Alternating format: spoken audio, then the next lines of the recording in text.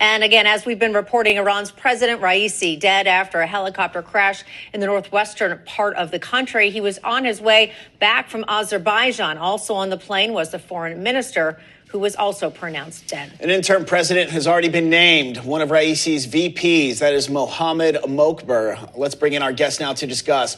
Trump 2016 campaign advisor and Newzmek's foreign policy analyst, Waleed Fares, and Senate chairman for the National Iranian Congress, Amir Fakhrآور. Gentlemen, thanks for coming on. Waleed, I'm going to start with you, the replacement for the president. You say who's coming in even more extreme, if that's even possible, but that's what you think. Yes, it's possible. All over the Middle East, you have jihadi plus, etc. But in this case, the Constitution is clear. And within 50 days, there should be elections. Now it's the vice president.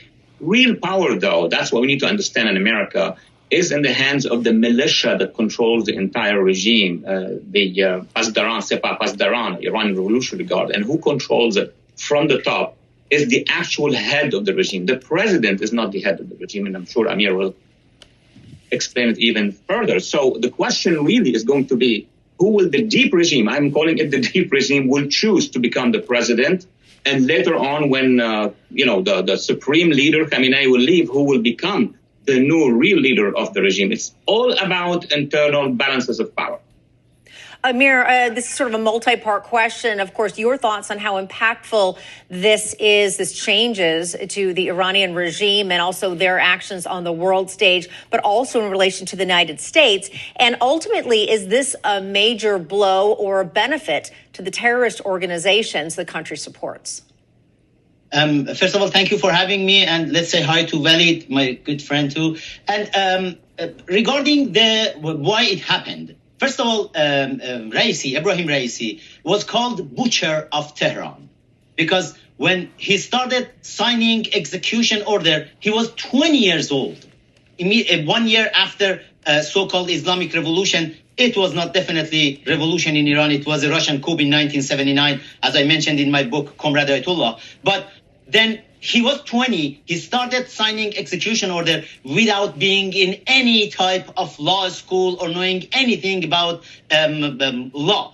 But then he became 10 years later, when he was 30, he orchestrated a mass execution in Iranian prison.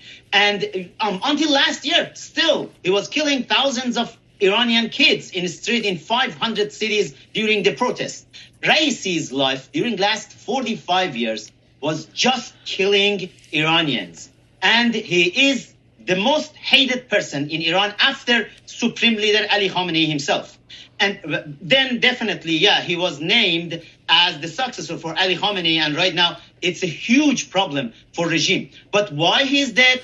Let's look who he met minutes before being dead. He met Ilham Aliyev, the president of Republic of Azerbaijan. And Azerbaijan has a very close relationship with Israel.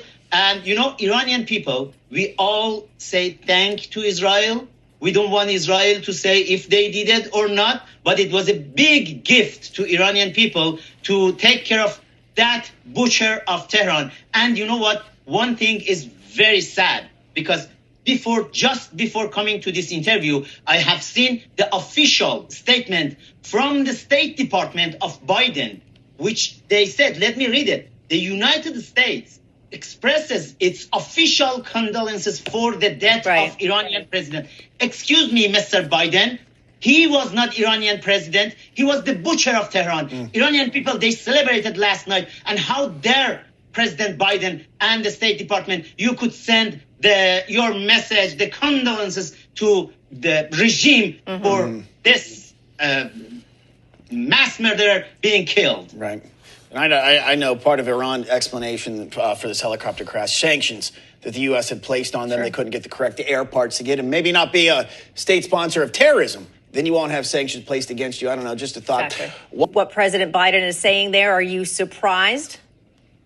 I'm not surprised, because to go after Israeli leaders will create a crisis here in the United States if the administration actually supports this politicized ICC decision. Where is the ICC when Assad kills 500 200,000 Syrian citizens. Zero. When there was a genocide just last summer and then the previous spring in Darfur in Sudan, and there is a UN resolution on considering the Sudan genocide a real one. Where is the ICC and across the region on executions in Iran? Now they're coming after the Prime Minister of Israel. Yes, of course, the decision with regard to Hamas is absolutely logical because we've seen the videos. We've seen even those leaders giving those commands. But that should apply then to France and to the United States and to other countries when they conduct counterterrorism situation. I am concerned that this could be also the influence of a major treasure that is floating worldwide, which is the Iran deal, billions of dollars. And I could expand on that either in the media or with Congress if needed. Amir, your thoughts on this?